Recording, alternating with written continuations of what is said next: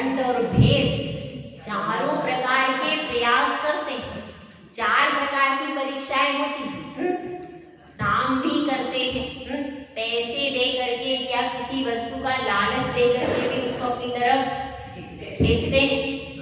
और फिर कोई दंड दे करके, कोई मारपीट करके, कमरे में बंद करके, इस तरह से भी उसको रोकने का प्रयास करते हैं। और भेद दे करके भी करते हैं कि उसने कोई बात बता दी है कि महाराज जी बहुत अच्छे हैं, तो कहते अरे वो तो अच्छे नहीं है, और किसी ना किसी तरीके से उसका भेद अंदर से ले करके और उसकी बात को पॉजिटिव को नेगेटिव करके भी प्रस्तुत कर देते हैं।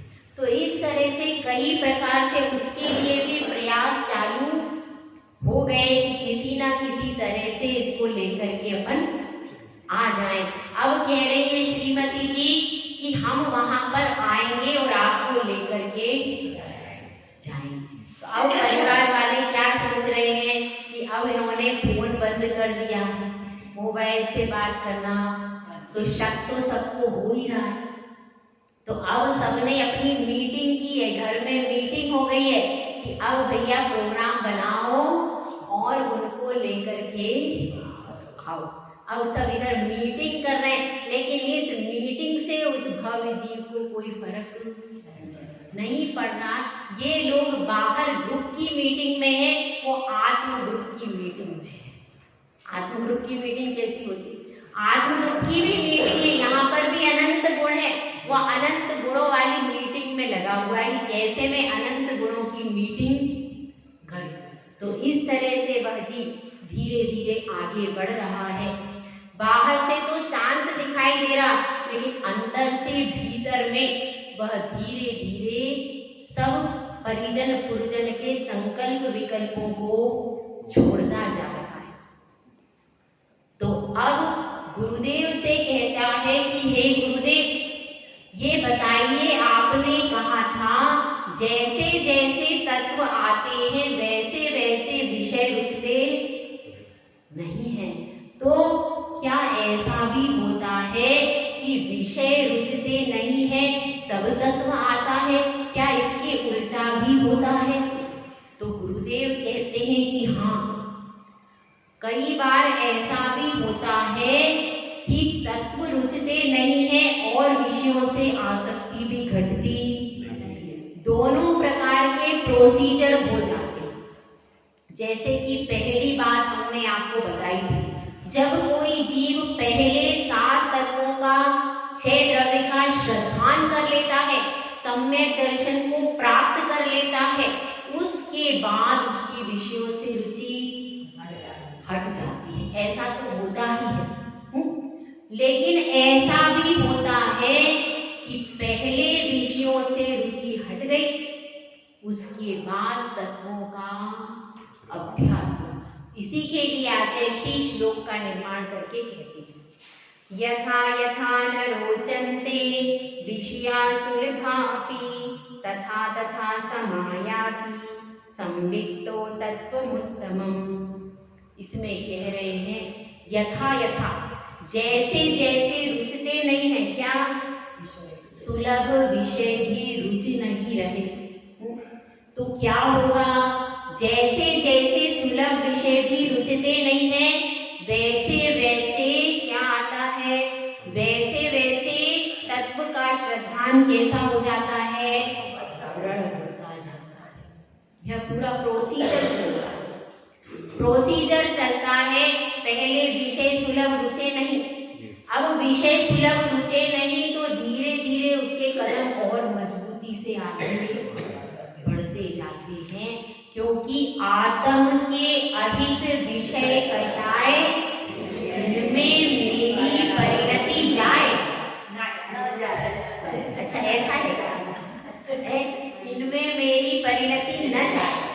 संसारी जीव तो क्या कहता है? इनमें ही मेरी परिणति जाए और किसी में नहीं जाए, लेकिन सम्यक दृष्टि कहता है इनमें मेरी परिणति न जाए। अब उसको क्या लग रहा है कि विषय और कषाय ये दोनों मेरे कैसे हैं?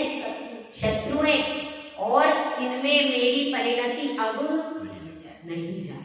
ऐसा उसको अंदर ही अंदर अनुभव हो रहा है। तो गुरुदेव भी कह रहे हैं यदि तुम्हें विषय नहीं रुच रहे तो इसका मतलब है तुम्हारा अंदर की ओर आरोहण होता है तो बाहर का जो आरोहण है वो कम होता जाता है, समाप्त होता जाता है।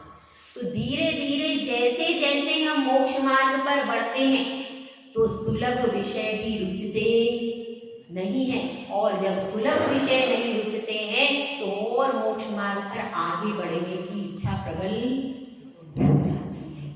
क्योंकि कहते हैं दो कथ सुई सिले न कंथा, दो पथ पंथी चले न पंथा, दो दो काम न होत सयाने, विषय भोग और मोक्ष गया। अगर दो कपड़े हैं आपके पास तो दो सुई से आप कपड़े सी लोगे क्या? एक सुई से। दो सुई से आप दो कपड़े को जोड़ना है तो कितनी सुई चाहिए भैया? हाँ विमला जी बताइए, क्यों दो से जोड़ेंगे? दो से नहीं, एक सुई से आप दोनों कपड़ों को सिल, दो सुई से सिलोगे तो सिल जाएगा, एक सुई का इस्तेमाल करना पड़ेगा। तो दो मुख सुई सिले न कंथा, कपड़ा को दो मुख की सुई है तो वो सिल नहीं सकती। और दो पथ पर क्या होता है?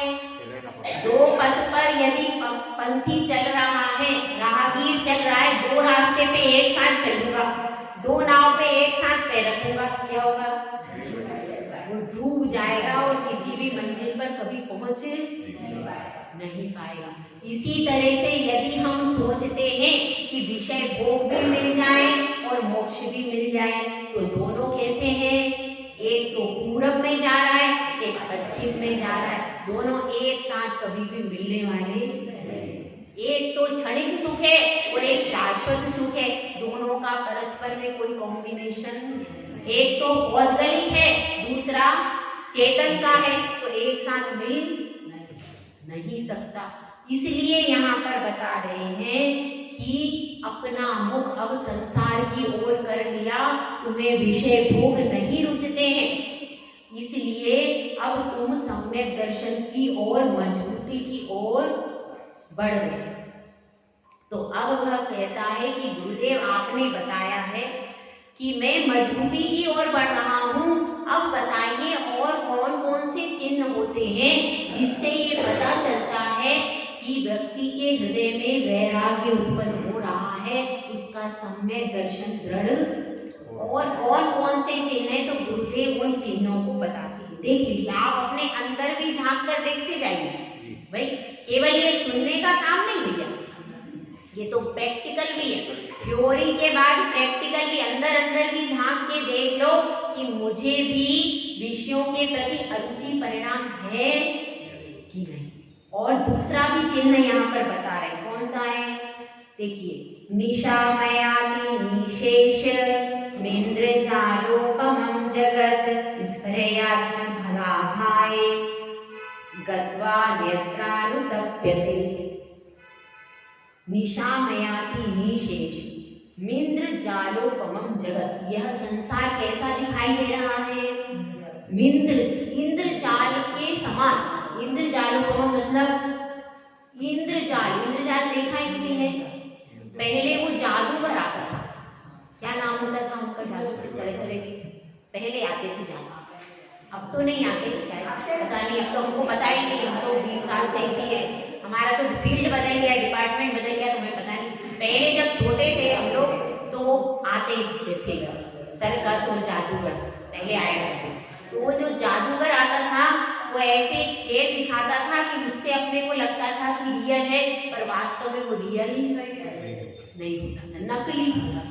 तो इसी प्रकार से जैसे कि वो जादूगर खेल दिखाता है और अपन उसके खेल से भ्रमित हो जाते हैं, समझ लेते हैं कि असली है, पर वास्तव में वो असली ताश के पत्तों में वो दिखाता है कि देखो ये पत्ते ऐसे, पर अंत में क्या हो जाता है, वे पत्ते उसमें उसी तरीके के होते हैं, एक पत्ते ज्यादा होते हैं और उससे वो अपनी कला दिखा देता है, किसी चीज को गायब कर देता है।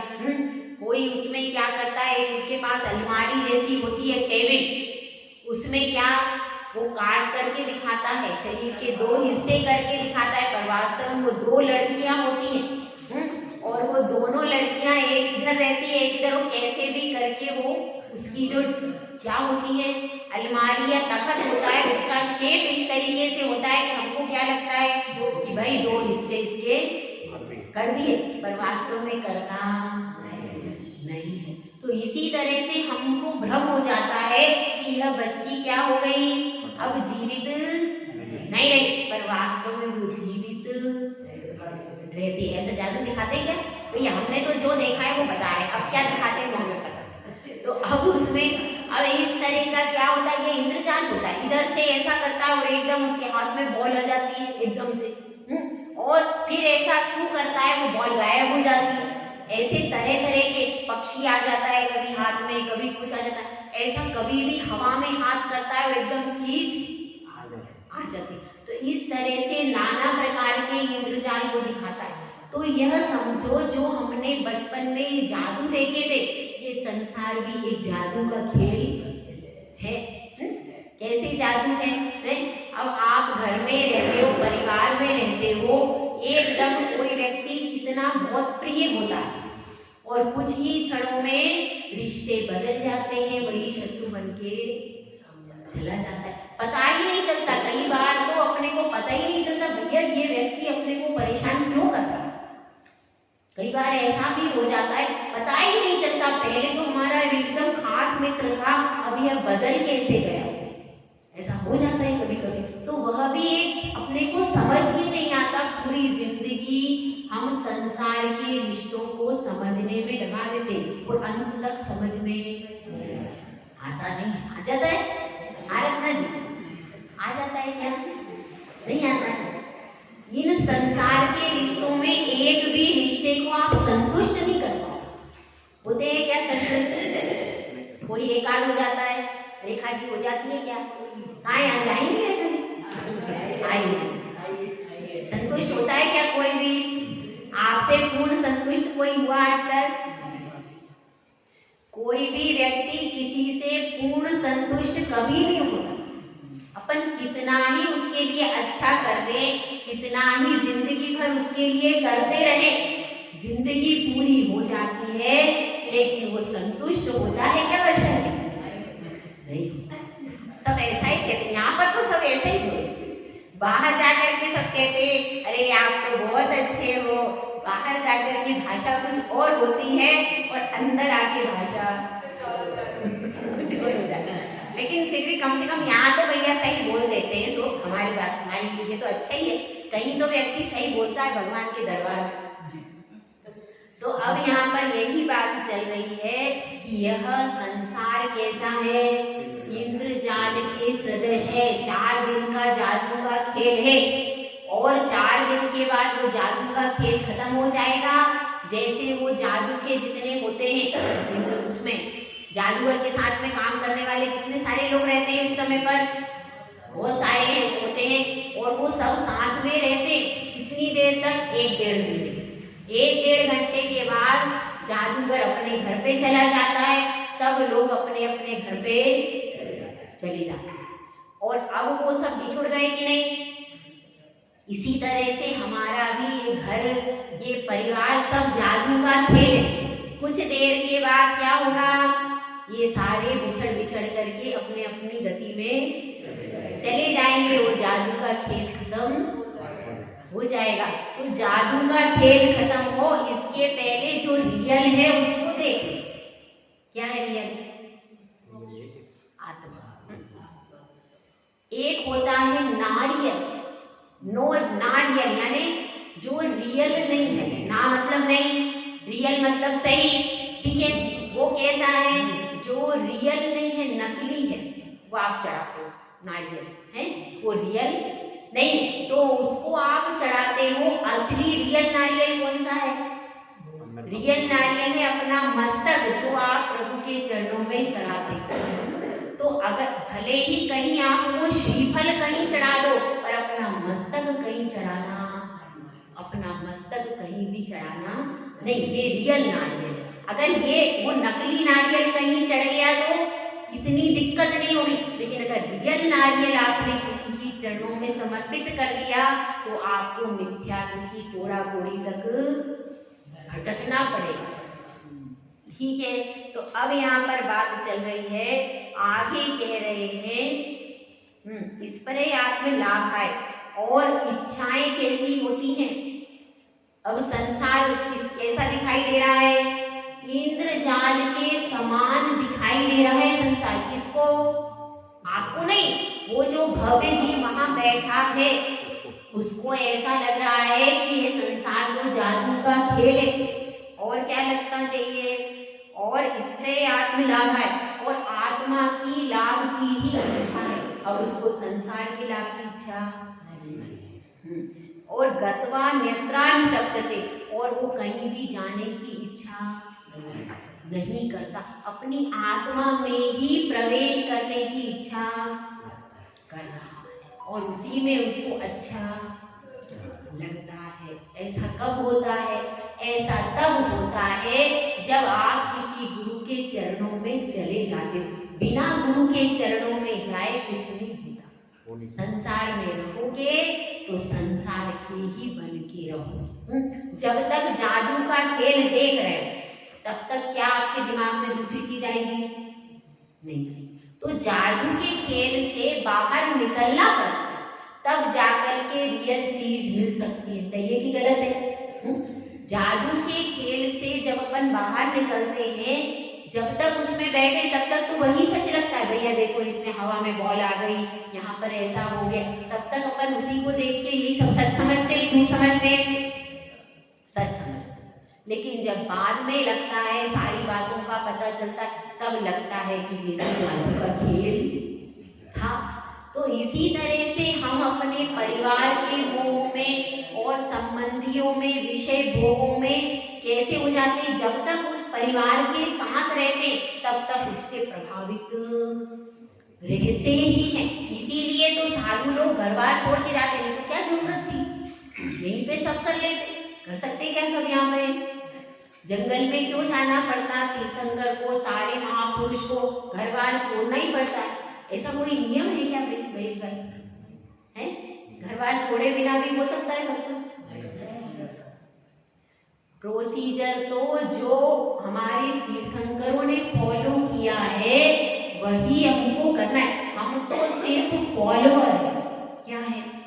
सिर्फ उनको फॉलो करना है, अपने को अपने मन से कोई नया धर्म प्रतिपादित नहीं। इसलिए इसमें बता रहे हैं कि वह कहीं और नहीं जाता है और क्या इच्छा करता है और उसकी प्रवृत्ति कैसी होना चाहिए।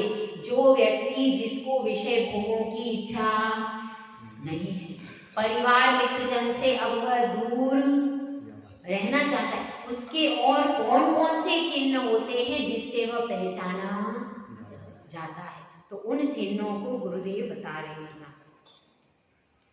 इच्छन्ते कास संवासम निर्जनम जनितादरा निज कार्य वशात् किंचित दुक्त्वा विस्मृति कृतम। अब वह क्या चाहता है? एकांत चाहता है। अब वह किसी का संसर्ग नहीं चाहता। वह चाहता है कि एकांत में बैठूं, मैं हाथ पर हाथ रख दूं और ओंकार ध्वनि में डूब जाऊं। अब मेरे आसपास कोई भी ना रहे। मैं एकांत में बैठकर सामायिक करना चाहता हूँ, जाप करना चाहता हूँ, अपने आत्म प्रभु का संवेदन करना चाहता हूँ। ऐसी इच्छा किसकी हो रही है? उस वैरागी जीव की ऐसी इच्छा हो रही कि अब मुझे कोई भी ना मिले। जबकि परिवार वाले आने को अब तैयार, पहले नहीं आ रहे थे। जब वो कह रहा था मैं आ रहा हूँ, मैं आ, अब उसने मना कर दिया तो सब तैयार हो गए कि सबकी वहां पर मीटिंग चल रही है और ये क्या कह रहा है? मैं एकांत चाहता हूं। ऐसा ही होता है। अपन अगर मोक्ष मार्ग की तरफ आते हैं तो परिवार वाले तुरंत तैयार हो जाते हैं, ले जाने को तैयार है। तो अब वह कह रहा है इच्छन्ते कास संवासम, कहाँ रहना चाहता है? एकांत स्थान में रहना चाहता है। एकांत स्थान में मंदिर भी आता है, यह भी एकांत स्थान है। उसमें आया भी है अपने रत्नकरंड शावकाचार में सामयिक निर्व्याक्षेपे वनेषु वास्तुषु च चैत्यालयेषु चापि च परिचेतव्यम प्रसन्नधिया। ठीक है, तो इसमें यह बताया है सामयिक कहाँ कहाँ पे करना चाहिए। तो सामयिक के लिए क्या बताया, वन में, वास्तु में यानी मकान में, और चैत्यालय में, इन सब स्थानों में सामयिक करना चाहिए। ये सब स्थान कैसे माने गए हैं, पवित्र माने गए हैं। तो इसी तरह से उसके मन में भी ऐसे ही मंदिर में बैठने की इच्छा होती है अथवा कमरे में भी एकांत में किसी दूसरे व्यक्ति के साथ में ज्यादा बात करने की इच्छा नहीं होती। और निर्जनम जनितादरा, और निर्जन स्थान में जाना चाहता है, ऐसे स्थान में जिसमें जनता का कोलाहल बिल्कुल भी ना हो, और उन स्थानों का जनित आदर करता है। ऐसे स्थानों का जहाँ पर एकांत हो, जहाँ पर कोई पब्लिक नहीं हो, जहाँ पर कोई शोर शराबा, ऐसे स्थानों का वह व्यक्ति आदर करता है। और क्या करता है, निज कार्य वशात किंचित दुःख्वा विस्मृति भूता, अपने कार्य के वश किसी से कुछ कहा था और तुरंत भूल जाता है कि मैंने क्या। आप कहोगे कि भाई उसकी तो स्मरण शक्ति खराब हो गई, नहीं, उसका उपयोग बाहर में एक क्षण को गया। जैसे कि किसी ने कहा भाई चौकी लेकर के आ जा, चौकी मंगाई और कोई मुनिराज बाद में क्या हो गया, ध्यान में बैठ गए। अब वो ध्यान से उठे, अब आपने कहा महाराज आपने क्या कहा था, चौकी मंगवाई थी, आटा मंगवाया था, तो महाराज कहेंगे मुझे तो अब कुछ ध्यान ही क्यों ध्यान, क्योंकि उनका पूरा उपयोग आत्मा में इतना स्थिर हो गया कि उन्होंने पहले का कुछ भी याद नहीं, पहले का सब कुछ वे इतना विस्मरण कर जाते हैं, क्योंकि उनका उपयोग कहाँ लगा है, आत्मा की शुद्ध परिणति में लवलीन होने के बाद बाहर का कुछ भी ध्यान नहीं रहता। तो अपने कार्य के वशात भी यदि किसी से कुछ कह दिया तो उसको भी तुरंत भूल जाते हैं। ऐसी प्रवृत्ति होती है, कभी कभी आप लोगों की भी हो जाती है।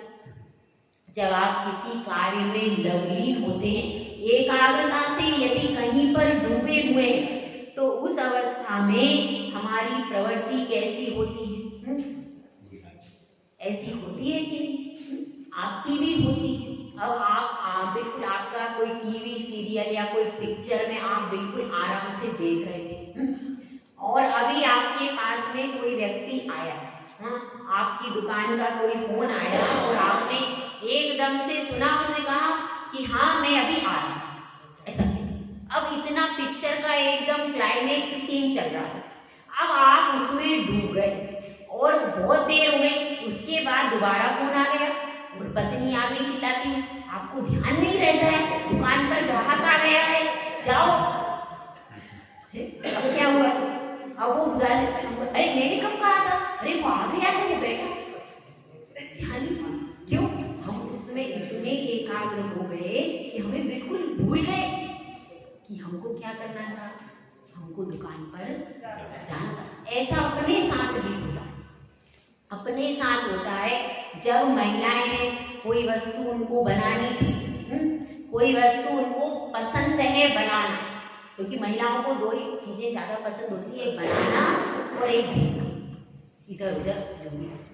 तो उसमें क्या है, अब वो कोई चीज बनाने में बिल्कुल एकाग्रता के साथ लगी हुई। इतने में ही क्या हुआ, आपने कहा था कि भाई जरा सी चाय बना दो, और आप कह करके और अपने आकर के अपने बैठ गए, अपने आराम से टीवी वगैरह देखने लगे। अब क्या हुआ, 10 मिनट 15 मिनट तक कुछ भी आया ही नहीं था।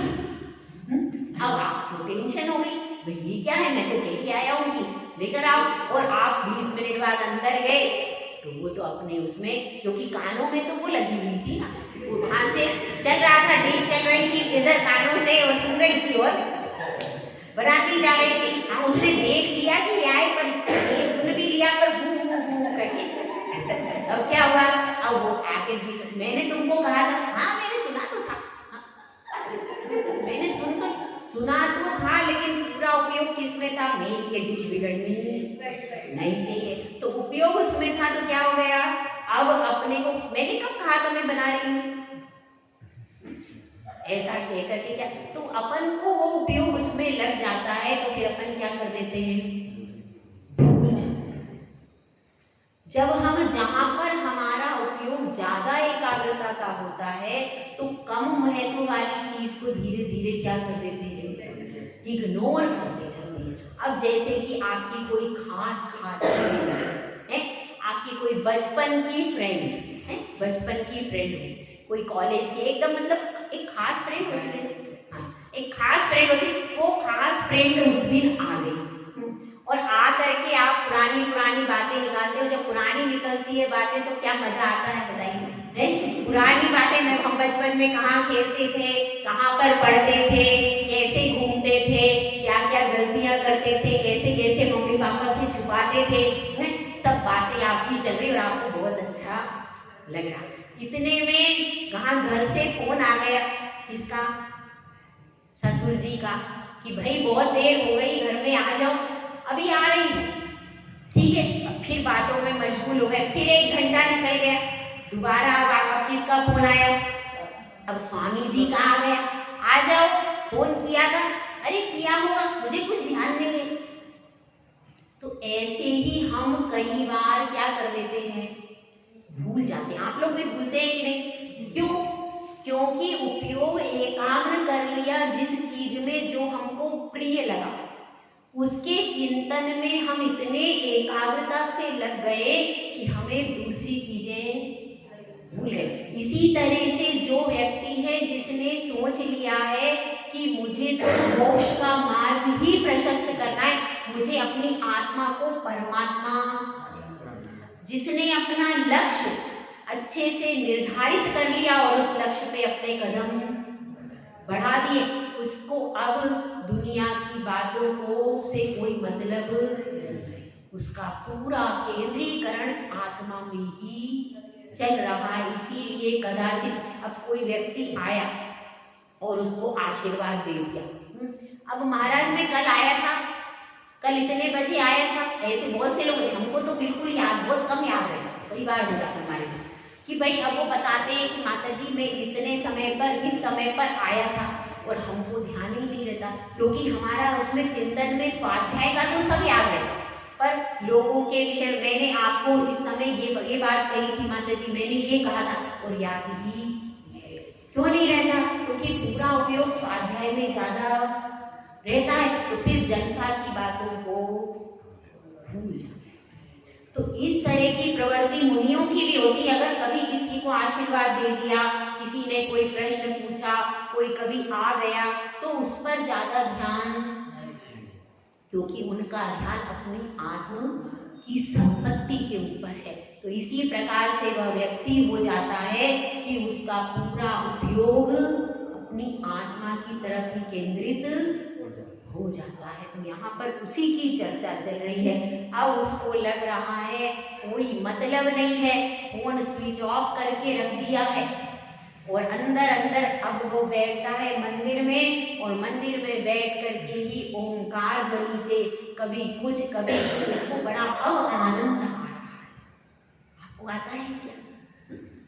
उसको तो आ रहा है, अब उसको अच्छा लग रहा है, उसको लग रहा है कि मैं कई सारे बंधनों से अब मुक्त हुआ जा रहा हूँ, और इधर घर वालों की नींद उड़ गई, उन सबकी नींद उड़ गई है।